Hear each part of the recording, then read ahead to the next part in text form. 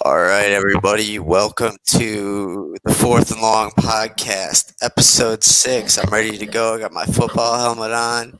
How you doing, Jake? You see, I got my mouthpiece in here too. Yeah. You look pretty good in that, man. Not gonna lie. I forgot that was up there. So, what's up, man? Nothing much. How are you doing? Good. Yeah, good.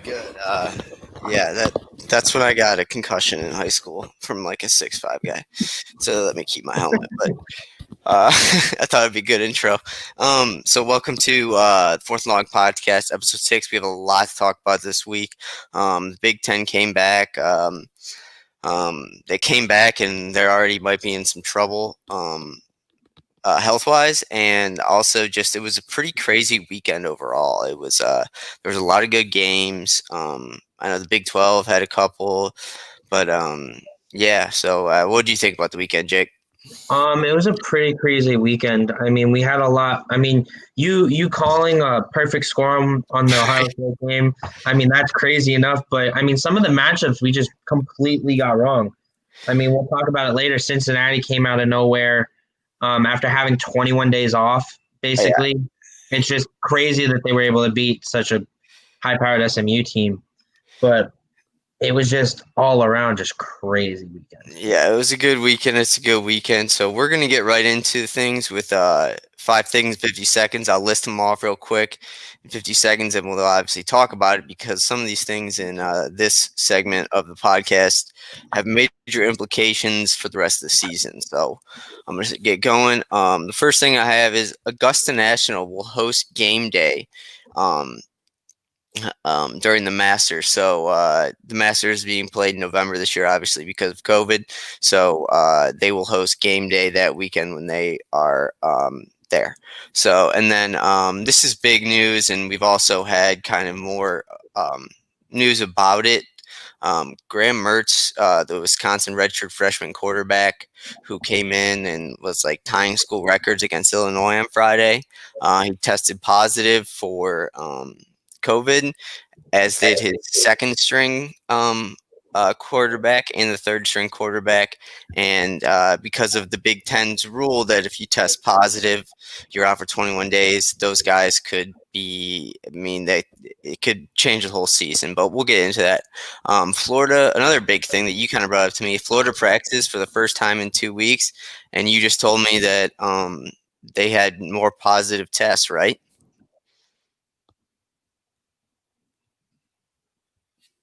You listen? Can you hear me? Yeah, you were cutting out there. I was waiting for you to reload. Oh, yeah. So, yeah, I was just saying Florida, they got more COVID tests? Yep. Positive? Yep. More positive COVID test. Supposedly, as ESPN reported today, that it was during like this past week. They just got the results back today, but from their most recent test, people were still they had 8 players still test positive. That's crazy. That's crazy. You also informed me of this one. You're basically my 5 thing. I don't know why I didn't have you read them. The Army Black Knights are the first team to secure a bowl bid. Obviously, everyone's eligible for the bowl this year, but they have accepted their bowl bid to the Independence Bowl. I mean, that's always good. It's good to see guys that would lay down their lives for the country to get into a pretty good bowl. And Army's had some tough games this year, and they played pretty well. So. Yeah, but and then finally, Ed Orgeron, the LSU coach, releases his new book called "Flip the Script: Lessons Learned on the Road to a Championship." I can only imagine reading that on audio, so I'd be listening to it. It would have to be in a Southern Louisiana like twang talk. So, but yes, I'm not sure I'm taking advice from Ed Orgeron right now, considering he lost his 2 bets of distance last year, and now the team is terrible. But yeah, so obviously the big news there is the COVID with Wisconsin. This coming week they play Nebraska, and because they're down to their 4th string quarterback, apparently the game might be canceled. And as we talked about last week, I mean, if you or if you any cancellations for Big Ten games will result in a no contest, basically a tie, and we're already in the thick of it, and it's going to affect a lot of things. So, and then you brought up Florida with the test. So, what do you got to say about that? I mean, I think it's really detriment to Florida's season. I mean, if they have to cancel another week or two, that I think just puts their shot at even going into a playoff into question. And I think allows that no one's really, a team that no one really is talking about potentially getting in. But I mean, again, if Wisconsin's already down to their fourth string quarterback, at that point, what are they going to do? And they're already being forced to, that puts their bowl streak on the line there. They've been the back-to-back bowls these Yeah, last years, and it's just like that offense will find something, but it's like you're going to just be running the ball. I mean, what is your confidence in throwing the ball there with a fourth string quarterback that's probably a true freshman? yeah, And I'm and not saying he's a bad usually, true freshman. go I'm ahead. just saying that it's just a struggle, and it's just they know that he's going to be not confident in this playbook.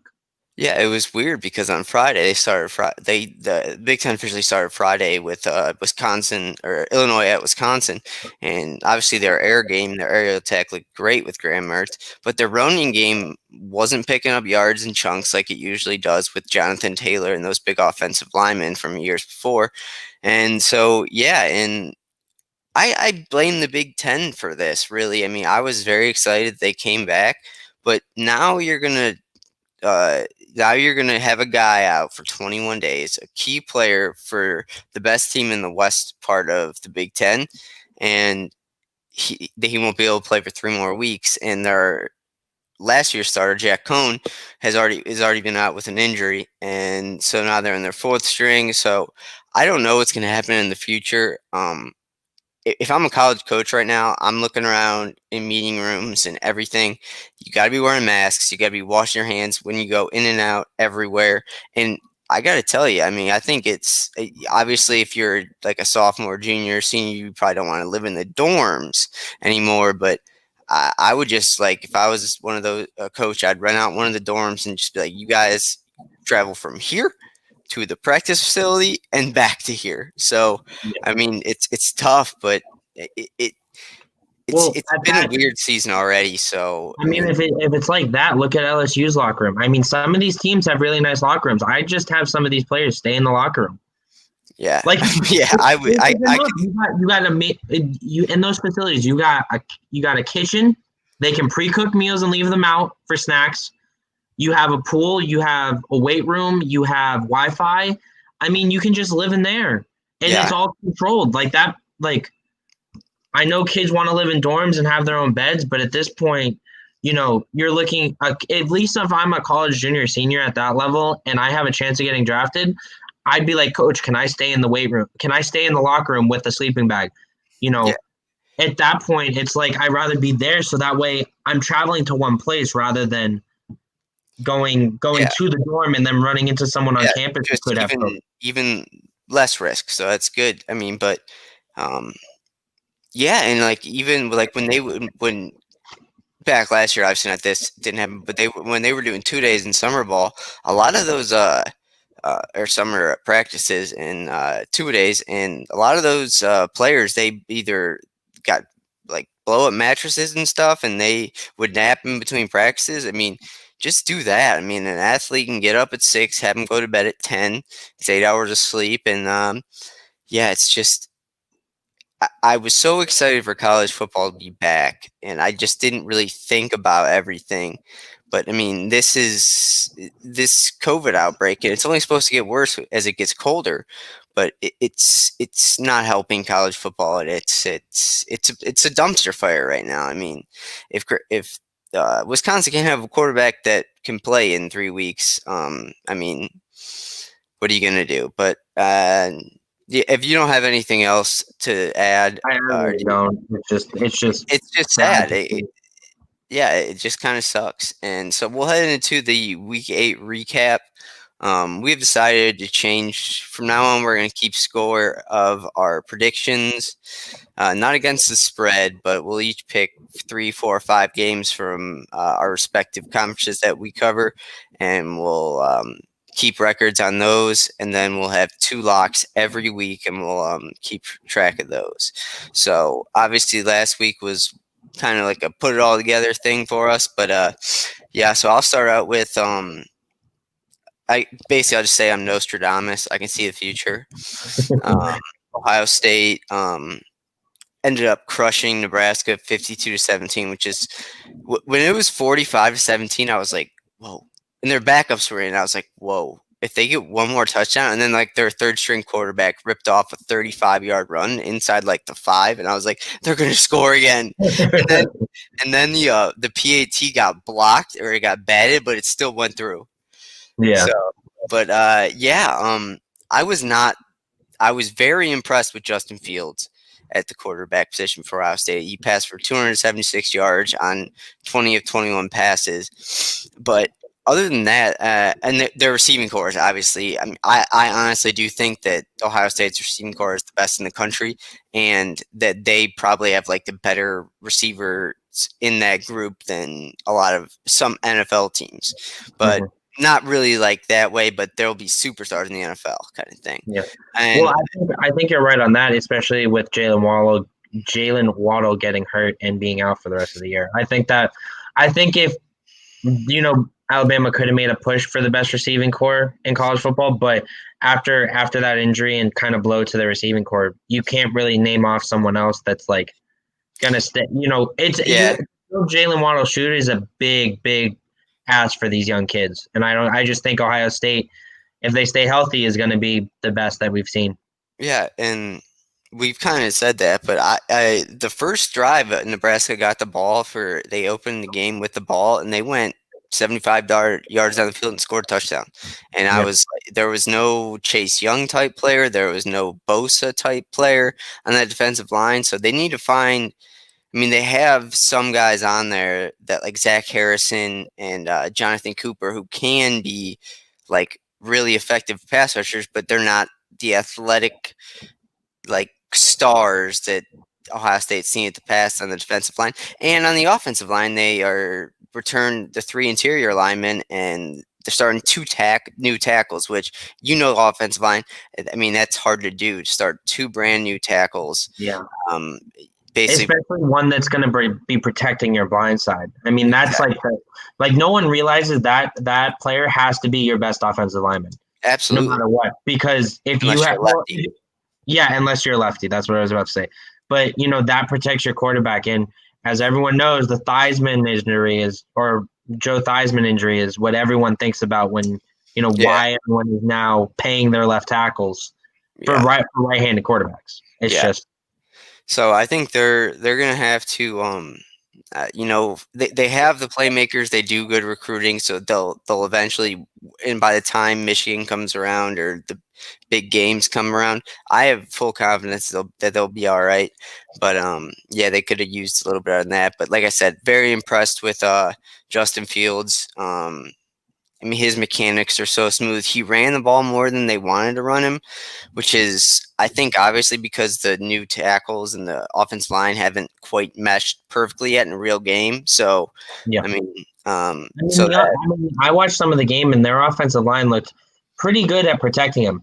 I mean, as you said, you're gonna get that. It's a feeling out process. A lot of these guys don't know how each other play, so you got to kind of like look over film, see how you can adjust, see how you can help a guy out.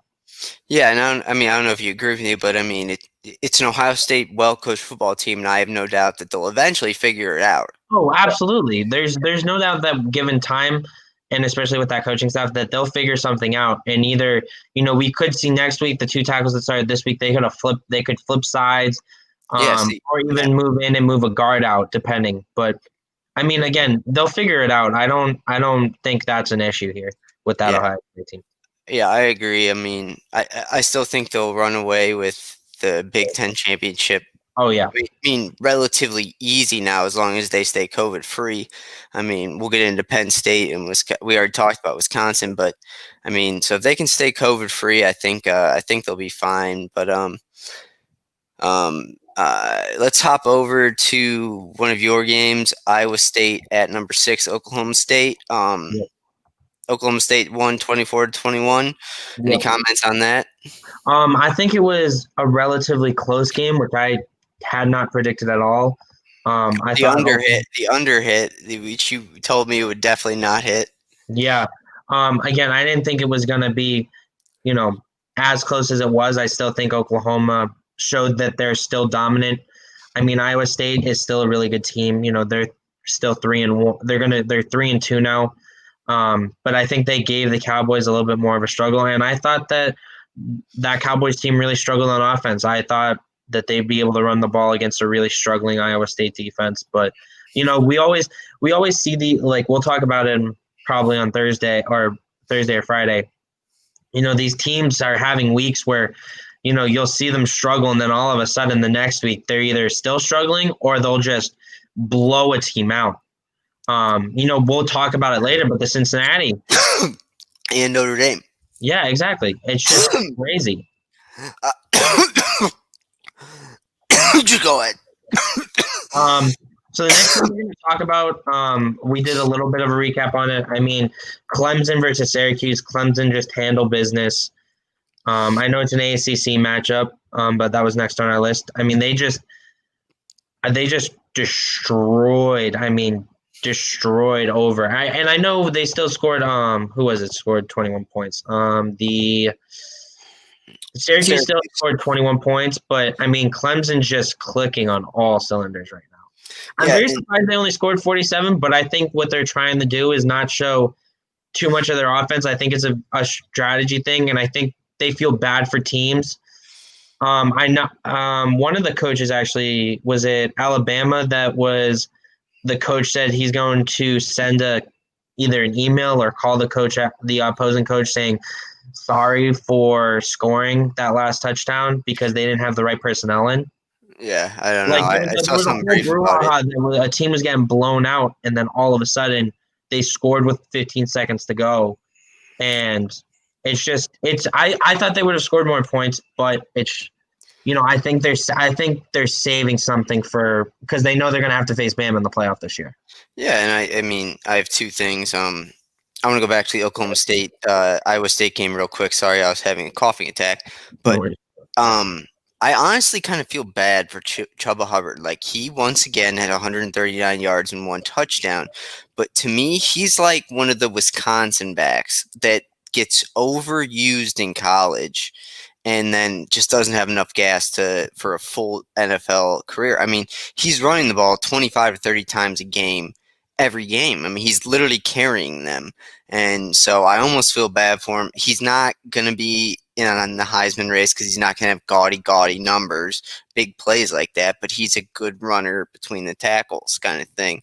And, Syracuse and Clemson, I mean, Dabo kind of walked into his press conference and got mad at one of the reporters because they asked the questions about the scoring and blah blah blah, and he was getting cocky. And it's like, Dabo, you can't go around touting how great Clemson is and talking about your program and then not be able to take it from the media. Like, dude, that's your job.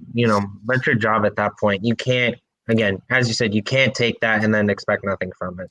Exactly. So yeah, Syracuse Clemson. I have a trivia question from that game. I might be able to figure it out, some of my easier ones. But so you just talked about Iowa State and Oklahoma State. Let's hop into Alabama at Tennessee. Alabama pretty much crushed Tennessee 48-17. I didn't watch a ton of it.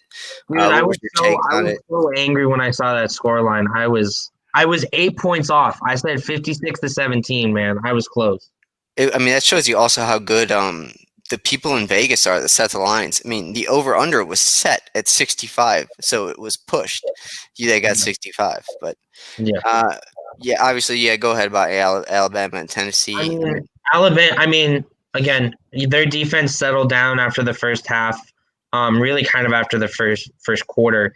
But, I mean, that offense is just – it's going to – this national championship game is going to come down to an offensive battle. No matter what team they face, whether it's Alabama versus Clemson or Bama versus someone else, it's gonna be an offensive battle no matter what it is.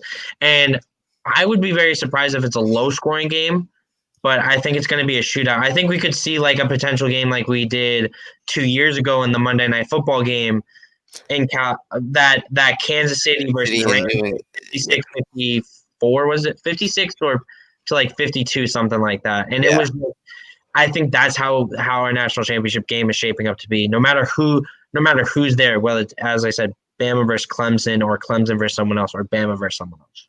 yeah, yeah. And I mean, Bama. I mean, you didn't even mention it yet. We kind of mentioned it earlier, but I mean, I think losing Jalen Waddle is huge Yeah, loss for them.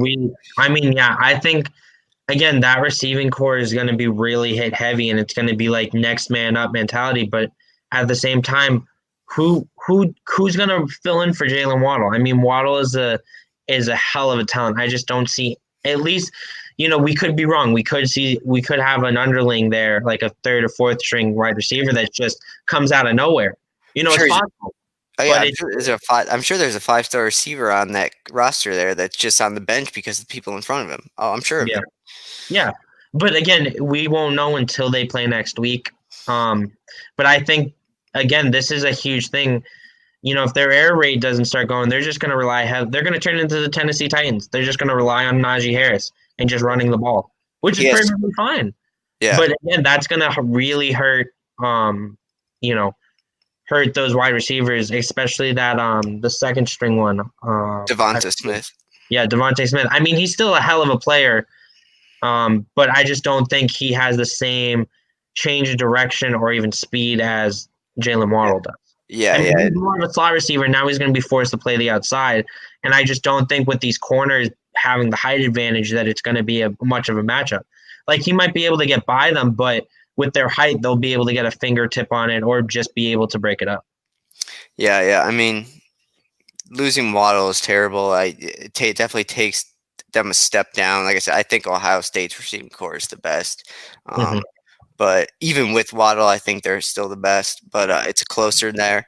But I mean, yeah, Alabama. I mean, the real. I mean, obviously, we're not even close to the conclusion. But the real conclusion I kind of took away from this weekend was like, okay, Ohio State is on the same level as Clemson and Alabama, and then there's like a bunch of dead air, and then there's like Notre Dame and Georgia and those guys. So Mm-hmm. um, it was an interesting weekend. So let's get into one of my other games. Number 13, Michigan at now unranked Minnesota.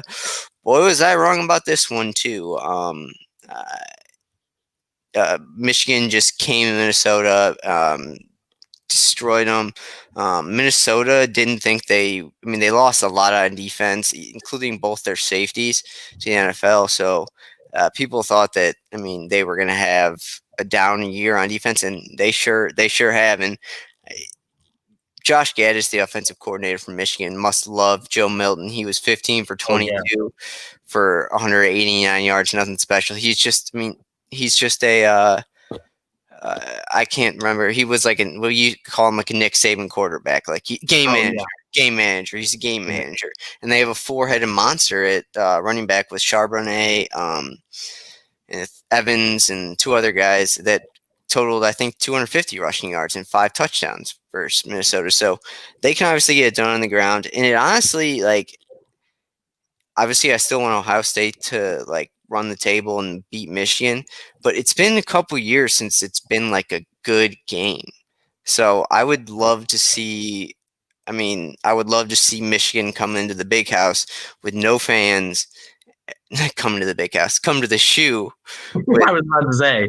with no fans and things like that. But yeah, I think Michigan's the real deal this year. I mean, they always have a good defense under Don Brown, and Dax Hill is one of the safeties for them. He's a playmaker. But I think the only thing holding Michigan back right now is Jim Harbaugh and his ability, and the fact that he can't recruit the way he wants to recruit.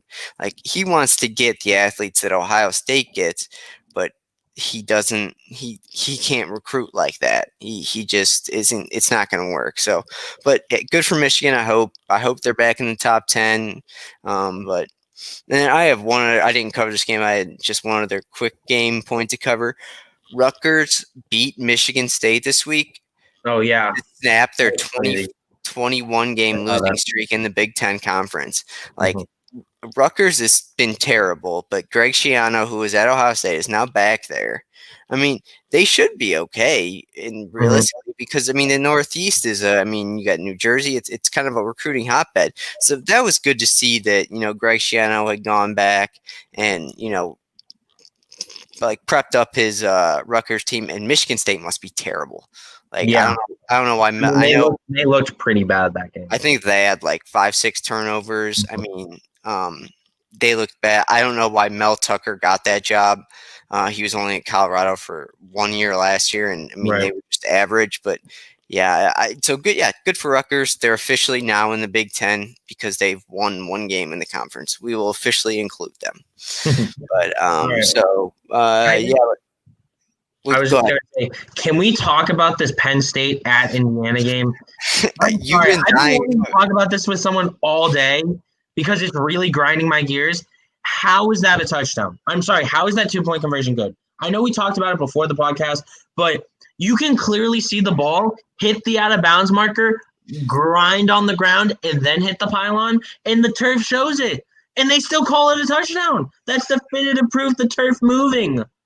I mean, I see. I didn't check for like I was watching it a couple times today when I was writing the article, and I more checked like if his body was down or things like that. I Yeah. never looked at the ball, but yeah, I mean, yeah, it, I actually don't. I mean, I don't.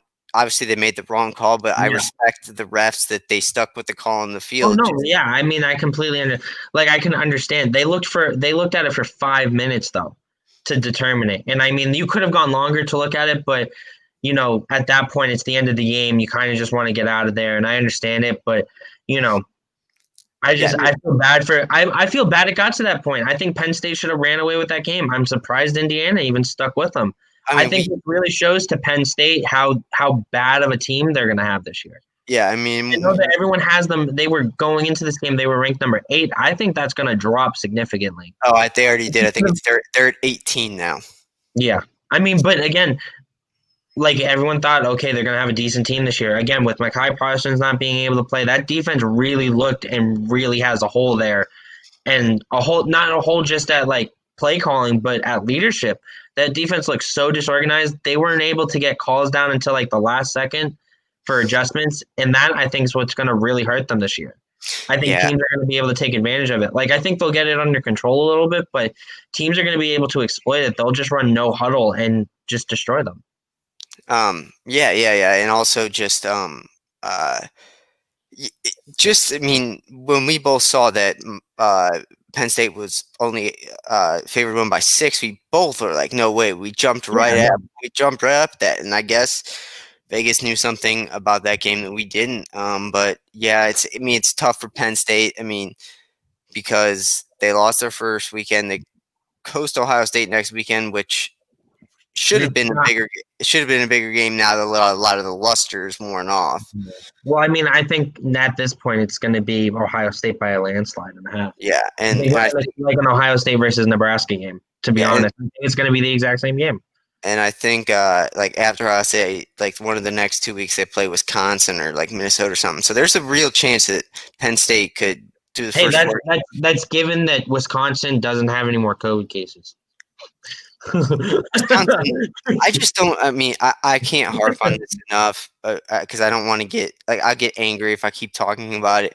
It's just such a stupid rule to have 21 days out. I mean, he's missing 3 weeks of football. So I mean, and he can't even practice. So it's just a stupid rule, and yeah. But like I said, yeah. So the losters off that. I mean, it's very possible Penn State could start 1-3 in the Big Ten and be out of it right from the jump.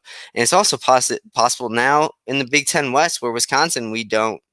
Um, I don't know how to dim my screen. God, live with it. Uh, uh, I don't know where I was going, but yeah, it was Penn State. I mean, it should have been one of the top 3 games of this year.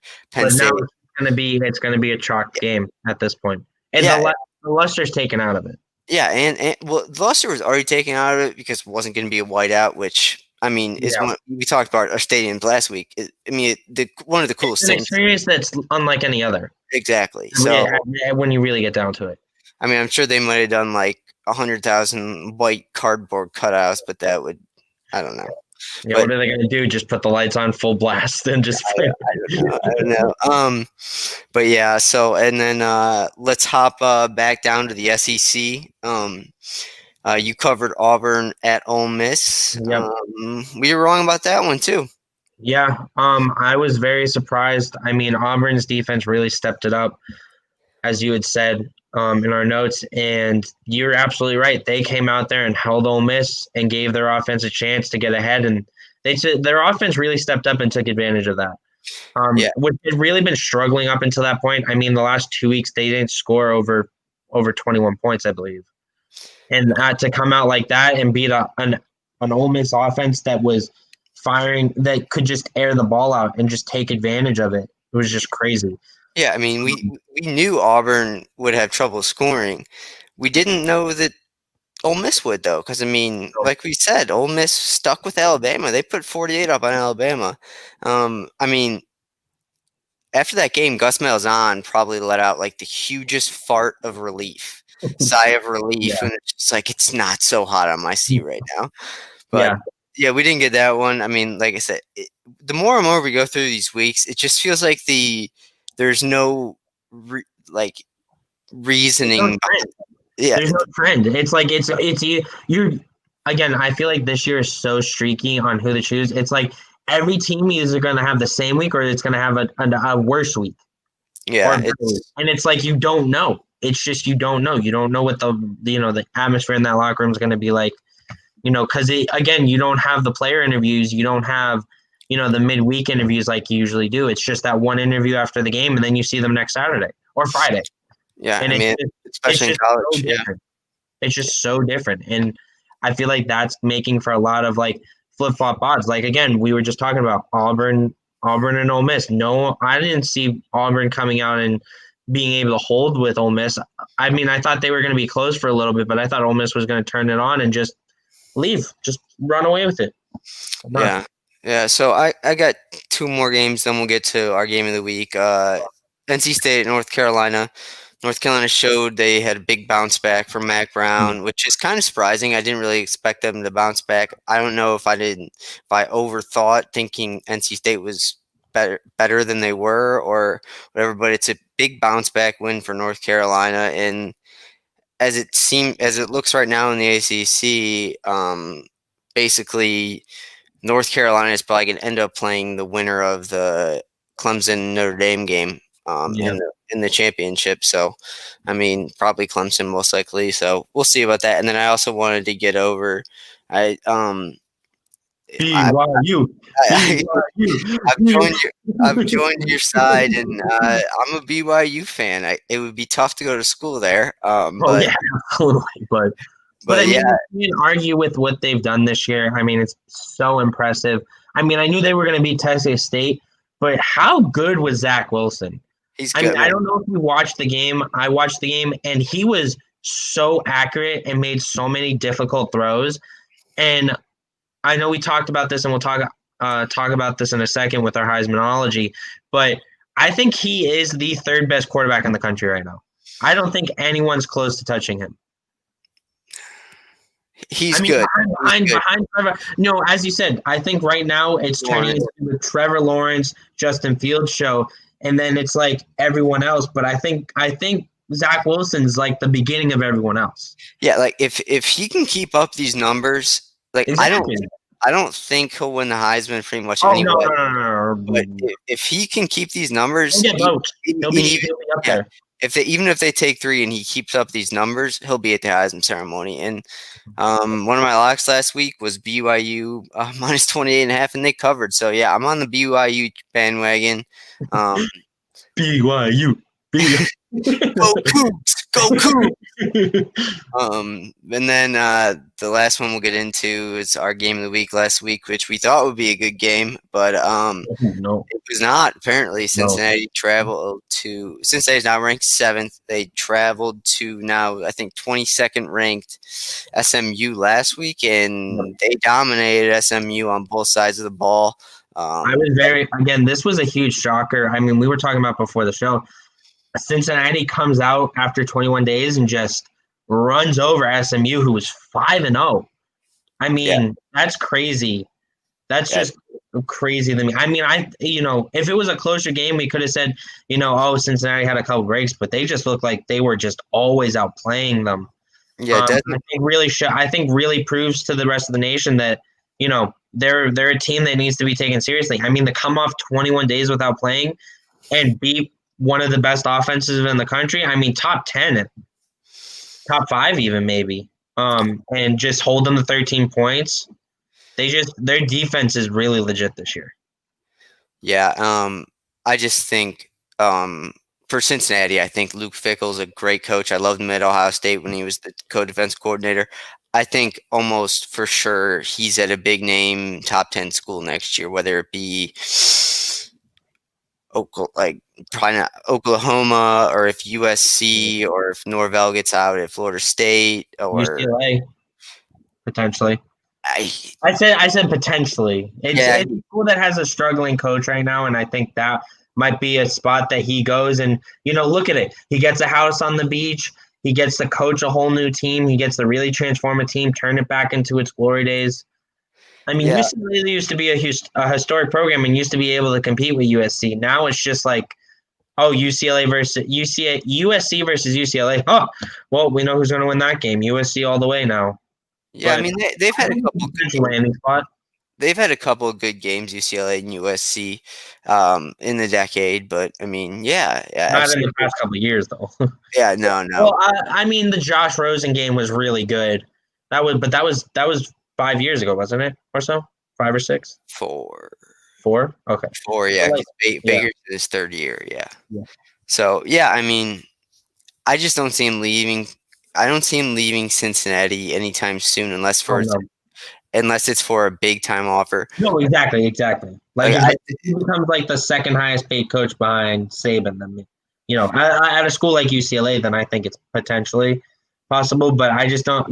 He's built that program up, and I don't think he's leaving that. Yeah, he's definitely done a great job down in Cincinnati. Done a great job recruiting. The only spot I could really see him leaving for is right now, just as me kind of thinking. I know Clay Helton at USC is on the hot seat, so they better have a good year. And who knows if they will or not, because the Pac-12 is a jumble of what. Oh yeah, absolutely. But I could easily see him getting the head coaching job at USC, and then you know who he brings on? Urban Meyer as his offensive coordinator. Wow, that would be something. You heard it here first, ladies and gentlemen. Justin's calling it. No, I'm not calling. I'm just saying I can't think of. I mean, Hey, Justin, if that happens, not this year, maybe next year, then I'll, I'm giving you credit to it. we I broke it. don't Yeah, care if ESPN breaks the news. Oh, we broke a story 2 months ago calling this. Nope, you called it way before everyone else, and this is the video proof of it. awesome. Yeah, I mean, I'm just mad there was no on Sunday morning. There was no congratulations hanging from my apartment and anything, just for getting the Ohio State thing right. But yeah, I just think I know USC's had interest in Urban Meyer as well. So, I mean, but he'll stay at Cincinnati until he gets a really good job, and he's one of the finalists for the Coach of the Year. So, yeah.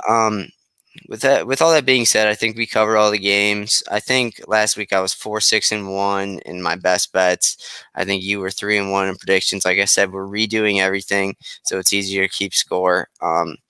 But yeah, we'll do that more on Thursday or Friday. Well, yeah, we do record on Fridays. Friday. Yeah, so let's get into our Heismanology. I released mine on the article I wrote today, and Jacob is going to tell you his top 5, top 3, top 4, whatever. Yep. This week, again, it's kind of similar to next week, except I can't stand this news with Mac Jones being in a Heisman talk. I'm sorry, he's not that good, folks. He just isn't. I have so my number one right now is still Trevor Lawrence. I mean, still clearly the best college QB in the nation. And I'll bring it up after I give my top 5. I have number 2 Justin Fields, number 3 Najee Harris, and I have my boy at number 4 Zach Wilson. Zach Wilson, baby, number 4 for my Heisman vote. And then I have number 5. I have Travis Etienne dropping one spot. But But Justin, did you hear about the Trevor Lawrence news today during a quote that came out from him? Yeah, he said he might stay. Yeah.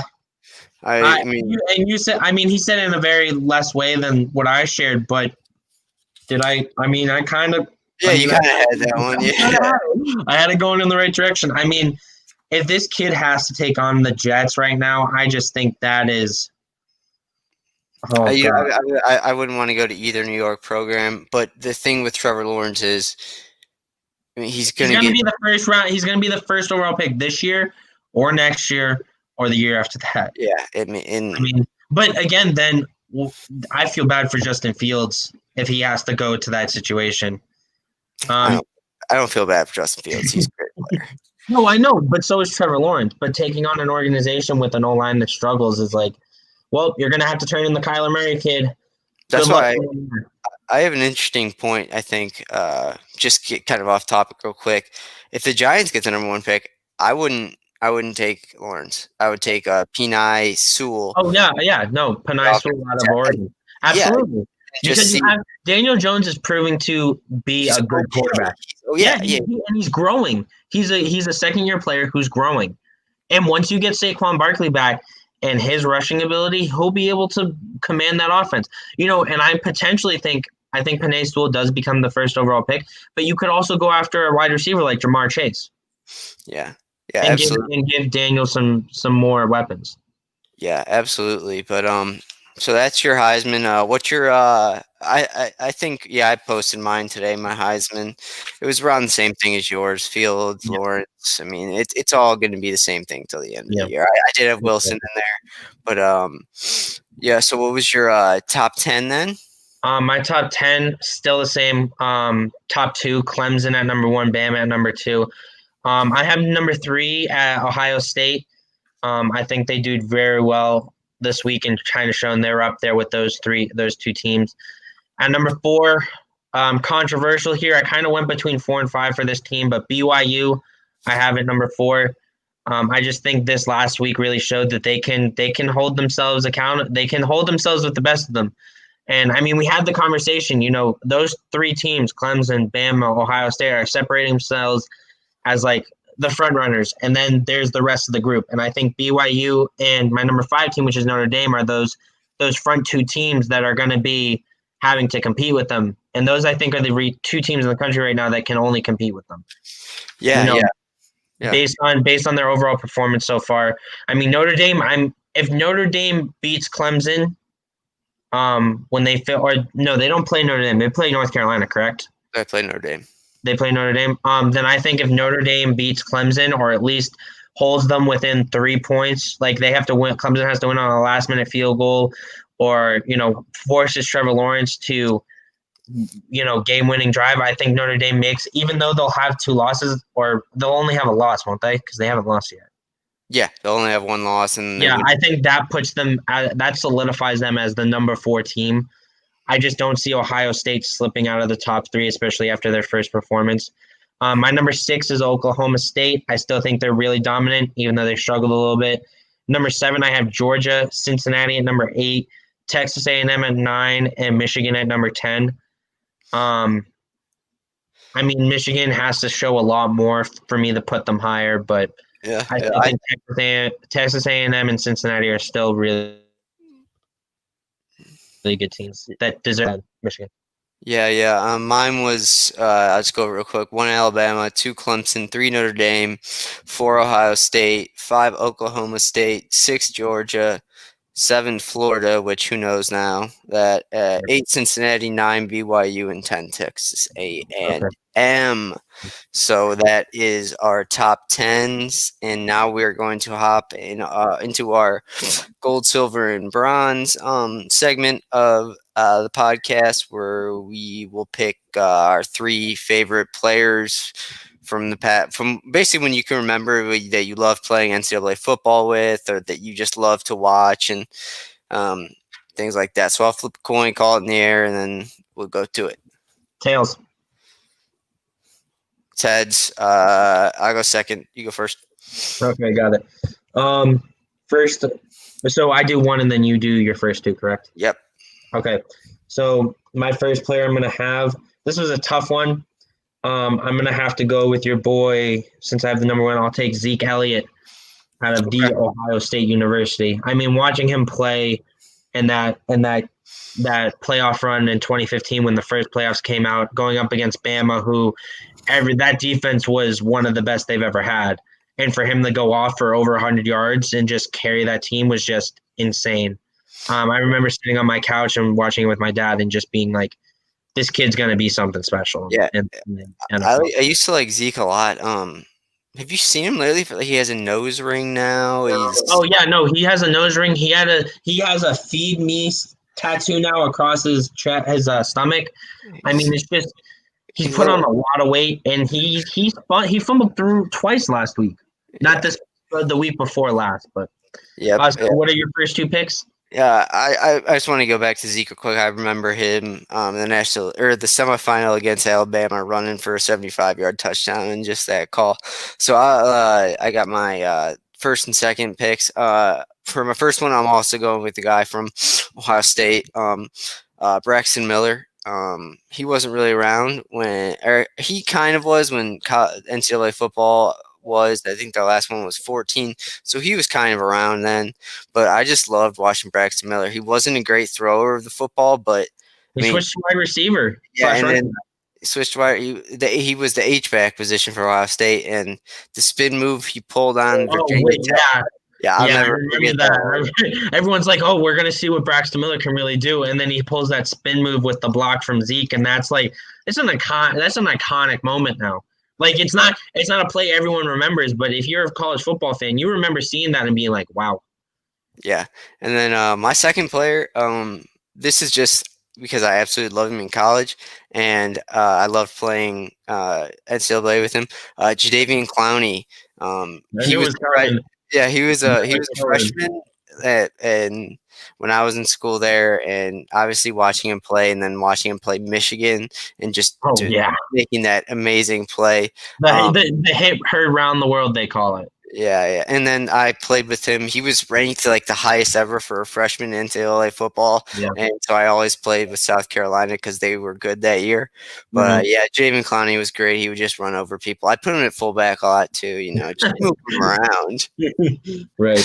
You can do your third one, My third one. This one was another tough one. second I and third. second and third. I have. I'm just looking at my rankings here. I'm gonna go with Derrick Henry and then Sean Taylor.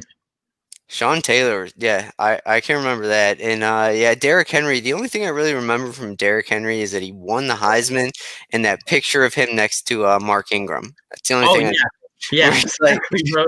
But I love the way he plays. I mean, he's like 6'5" and 250 at a running back, and top 12 this past week or 2 weeks ago, he topped 21 miles an hour, like almost 22. That's crazy for a man that size. yeah, That's just no, insane. yeah, he, And Sean Taylor, I think, would have gone down as one of the best safeties of all time if he had still survived. I still think in the 5 season he was in the NFL, he deserves a shot at being in the Hall of Fame. yeah, I think he was I've the top written 10 safety of all time. yeah, I mean, I've written to the Hall of Fame multiple times.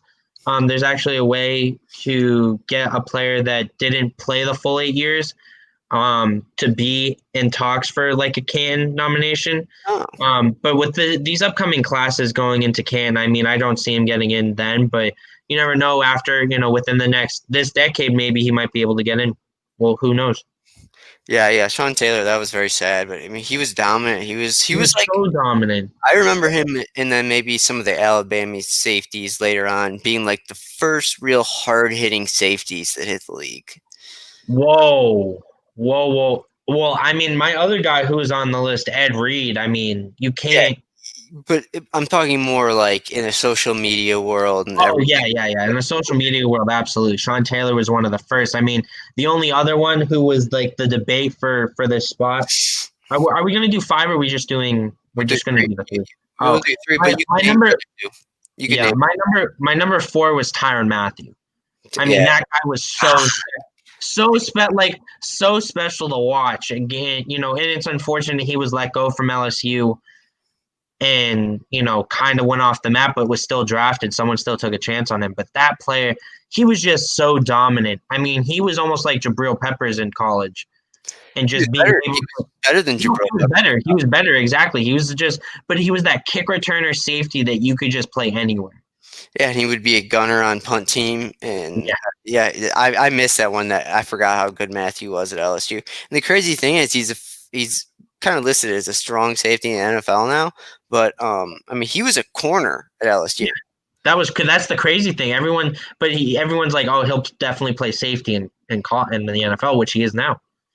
Yeah, so I'll just the rest of mine. The next one I had behind Jadeveon Clowney is Pat White, the lefty quarterback from West Virginia. Mm-hmm. Really, West Virginia. That's when they really started to do the spread offense. I think it wasn't Rich Rod that was there. It was someone else that was there before him. But Pat White. I'll just say the other two anyways too.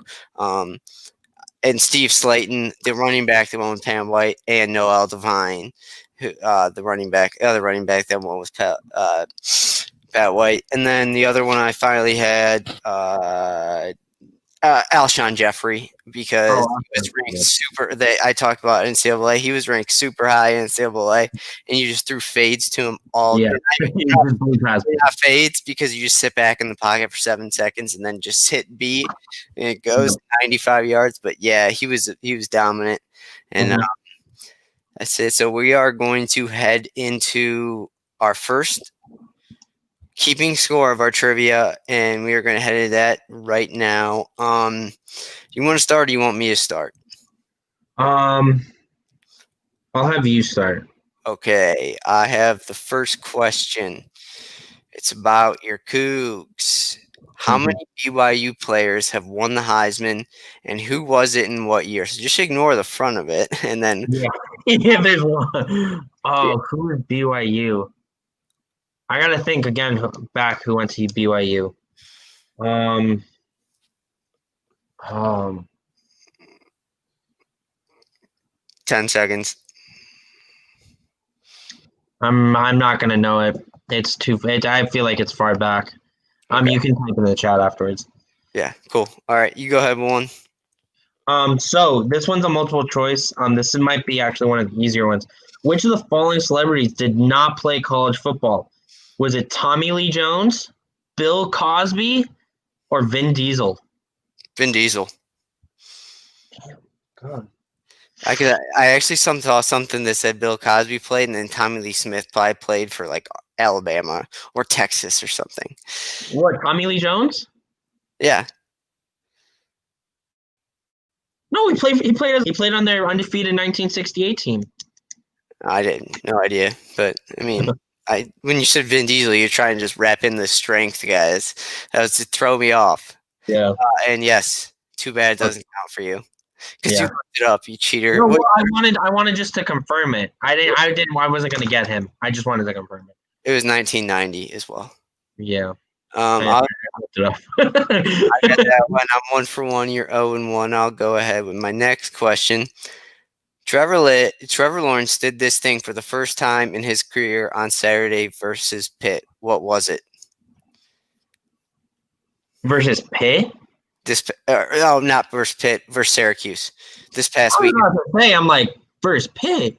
No, yeah, my bad. Versus Syracuse. He did this thing for the first time in his career. I'm not gonna know what it is. It's not that hard. Threw a pick? Threw a pick six? Got it. Okay, got that Yes. one. He threw a pick six for the first time in his career, which is Okay. wild considering he's been playing tough games for 3 straight years. But whatever. So I'll give you a point for that. Yeah, all right. Give you a point for that. So you're 1 for All 2. right. This one is which two teams played in the very first college football game? One of them is an Ivy League. I'll give you a hint on that because that's a little bit difficult. Was it Chicago? Um, Chicago College or University of Chicago? nope, Then it was Yale or Harvard, right? nope. All right, I don't know then. I'm gonna type in the chat. All right. Your last question. Yeah. Let me hop into that. Okay. You should get this one. All right. Because Notre Dame is hosting Clemson in 2 weeks, ESPN, ABC, and CBS will not air the game. What channel will televise the game? Can you say that again? Sorry, you kind of cut out. You said ABC and Okay, so because Notre Dame is hosting Clemson in 2 weeks, ESPN, ABC, and CBS will not air the game. What channel will televise the game? oh, I remember there was an article on this too. Um, oh, it's one of the other networks. Oh, NBC. Yeah, Okay. good job. 2 for 3. That was good. That was good. Yeah, that's good. I mean, I knew it wasn't ESPN. But I read an article that was talking about that. Yeah, Um, yeah. They were talking about it on some like radio show or talk show about how pissed like game day was that they won't get to basically do anything there for that weekend. So, yeah. all right, give me your last one. This one you should probably get. This is talked about a lot. Which program holds the record for the most punishing defeat of all time? It's an ACC team. I'll give you a hint on that. And it's not who you think it's going to be. You might hate yourself for not getting this one. I'll give you two guesses for it because it is a hard one.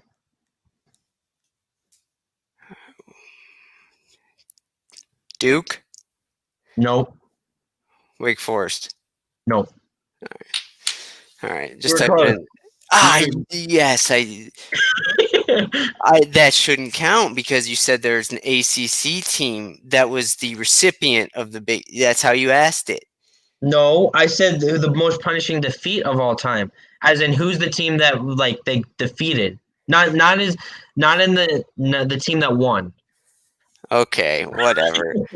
I did see that score after the Clemson playing Georgia Tech thing. I never would have gotten Cumberland though. Well, no, I wasn't expecting you to get Cumberland. I mean, I was expecting you to get Georgia Tech. So. All right, well, we're running close to an hour today. I think we talked about some good points. Like I said, it's gonna be very interesting and probably chaotic in the way the season will end this year. Oh I, yeah, I no doubt, no I, doubt. I, I mean, it's going to be the toughest choice for the committee in their what 6 Oh well, years. we say it's going to be the toughest choice. Is it really? I mean, if Georgia goes with one loss and beats Alabama, Then then Alabama and Georgia are in. yeah, Yeah. I mean it's just and then it's Ohio State as number. You have Alabama, Georgia as 4 and 3, and then you have Ohio State. Once they go undefeated as number. Well, You know, m- my point to number. that, my point to that is like I don't think Ohio State's getting one seed no matter what, and I Oh don't no, think absolutely not. No, but they'll get. I think the highest they can get is 2. I mean, if Georgia beats Alabama again, if they face again, then I think it's going to be, the 2 is the highest they can get. I don't think anyone's and if it's the opposite, if Alabama goes on to remain undefeated, and Clemson potentially loses, like if it's a close game between Clemson and Notre Dame, then I feel like Alabama takes number 1, Clemson number 2, and that. then. Yeah, that's kind of the point I was getting. I'm thinking that there's real no way around the semifinal matchup that was last year to happen again this year because Yeah. either Um, like I said, Ohio State gets the 4 seed, Clemson gets the 1, or they both switch flip flop on the 2 and 3 seed. But like I said, it's going to be very interesting to see how this year plays out. We got some good games coming this weekend. We also might have a guest on Friday that we will ask a couple questions to, and you might just stick around and be our guest picker. We might start doing that, have a guest picker on. But yeah, we were supposed to have our new logo today. One of our guys is sick, so we wish the best for him, and he didn't get it uploaded. But we do have a new logo. We'll be adding to it, and then we'll be adding hopefully an introduction in at some point. And then just make sure you follow me and Jake on Twitter. Jake, what's your Twitter? My Twitter is my last name Piccuito Jacob, and that is my Twitter. And mine is at BROWNLOJCLE. And then the fourth and long pod is the number 4 and long pod. That's the Twitter. So, you can always go back and check out our archives. Have you looked at that? Are ours up there now? I was having trouble. Actually, they originally put ours going live at 1:35 a.m. for when we were going live, like on YouTube, I believe. So I don't know what that was about. So if anybody was or joined late, we apologize for that mix up. You can always go back and listen to us on Spotify, and I don't know if Justin talked about it last week or the week before, but we are potentially going to iHeartRadio and working on trying to get stuff set up with them, being a professional show now. Right, On there right. and We podcast. got it down to an hour so we can count ourselves as professionals. Yeah. And then, like I said, I'll talk to Hans. If he doesn't want to do the intro and be involved, that's fine. He has a real job and everything. What a loser. And well, you're a loser now too. You have a real job. So Yeah. Hey, but I'm still doing this. I found time for it. yeah, I know. But so yeah, be sure to tune in Friday. Obviously, the biggest game of the weekend isn't going to be the big. Maybe it will still be a big game. It still will be a big game, but it won't be as big as we thought it was going to be between Penn State and Ohio State. So we'll obviously cover that. I'll cover that, and we'll get through the rest of the country and preview Week 9 on Friday. And I hope everyone has a safe and happy night. You got anything for him, Jake?